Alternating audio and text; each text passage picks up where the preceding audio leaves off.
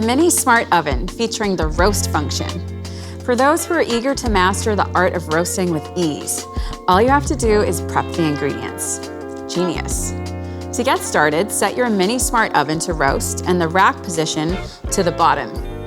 The roast function is ideal for cooking a variety of vegetables and meats and ensures the food remains tender and juicy on the inside, but crispy on the outside. Selecting the roast function brings up a default temperature, which you can adjust to suit your cook. Press the Start Cancel button before placing the food in the oven. Once the backlight illuminates, the oven alert will, and the LCD screen will show a blinking preheating message.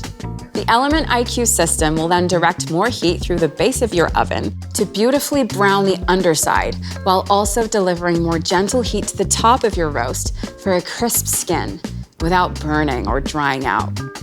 Today, I'm making a roasted whole chicken with fennel and potatoes.